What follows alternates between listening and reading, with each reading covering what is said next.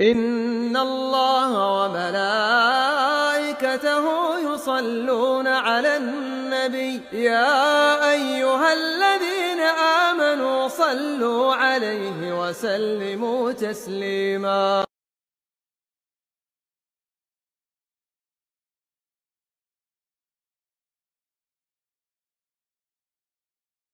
Saya pernah waktu itu diskusi lah. Waktu itu lagi rame-rame, udah lama, mungkin 13-an tahun yang lalu.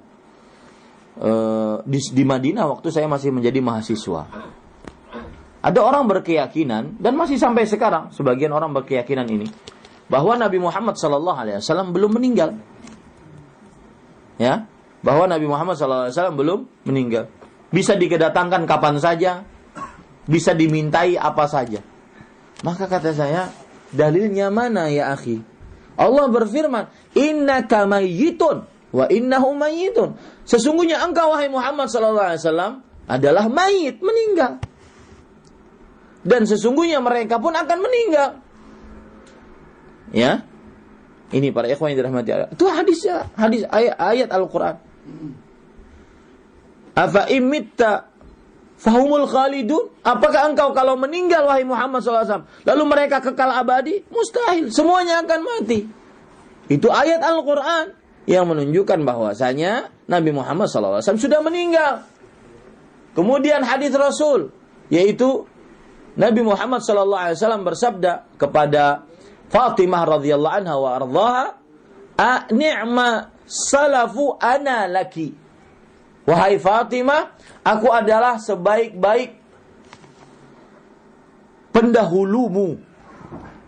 Aku adalah sebaik-baik pendahulumu. Maksudnya apa? Fatimah faham. Radhiyallahu anha wa ardhaha. Maksudnya adalah Nabi Muhammad SAW meninggal duluan, baru setelah itu Fatimah. Setelah beberapa bulan meninggal Fatimah. 6 bulan setelah Nabi Muhammad SAW meninggal. Abu Bakar As-Siddiq, manusia yang paling mulia setelah para nabi dan para rasul, wali yang paling utama itu Abu Bakar As-Siddiq. Ya. Dan saya yakin juga yang berkeyakinan tentang keutamaan wali songo, mereka harus mempercayai bahwasanya wali yang paling utama setelah para nabi dan para rasul adalah Abu Bakar As-Siddiq radhiyallahu anhu. Beliau ketika Nabi Muhammad SAW meninggal, beliau cium kening Rasulullah SAW, kemudian beliau mengatakan, tibta hayyan wa mayyita. Wahai Rasulullah, engkau hidup dan mati dalam keadaan baik. Lihat, ini pemahaman manusia terbaik. Wali paling utama setelah Nabi dan Rasul. Siapa beliau? Abu Bakar As-Siddiq. Ya, setuju nggak dengan saya? Wali yang paling utama Abu Bakar As-Siddiq. Setuju nggak? Setuju. Syekh Abdul Qadir kalah. Jailani kalah dengan Abu Bakar As-Siddiq. Sahabat Nabi.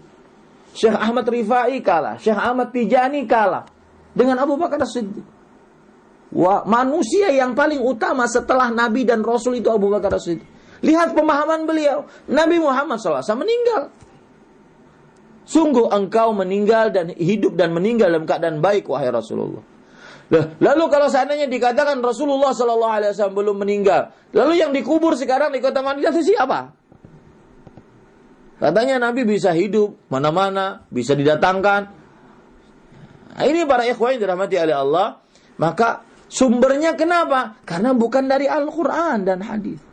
Hanya pendapat, hanya ra'yu, hanya alasan, hanya dalih. Seperti orang-orang sekarang. Pemahaman kaum liberalisme. Dan saya katakan para ikhwah yang dirahmati oleh Allah Subhanahu wa taala,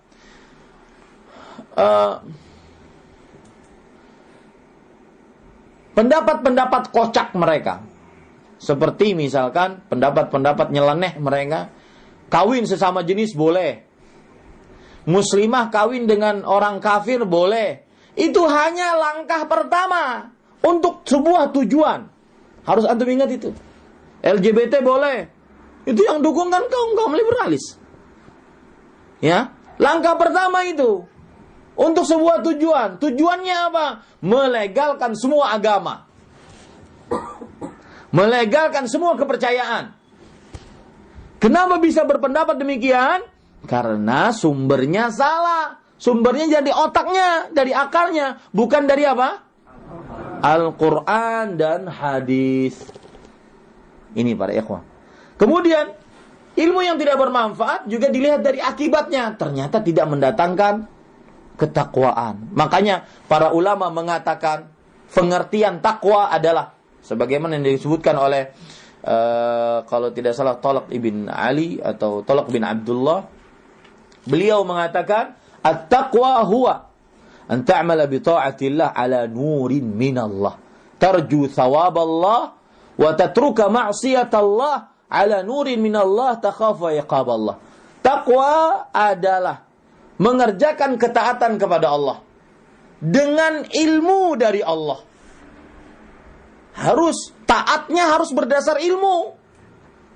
Berdasar dari Al-Quran dan hadis. Nggak boleh asal taat, nggak boleh asal zikir, nggak boleh asal sholat, nggak boleh asal puasa. Harus ada dasarnya. Ya, ilmu yang bermanfaat. Kemudian berharap pahala dari Allah dan meninggalkan maksiat dari Allah, maksiat yang dilarang oleh Allah dengan ilmu dari Allah karena takut siksa Allah. Itu takwa.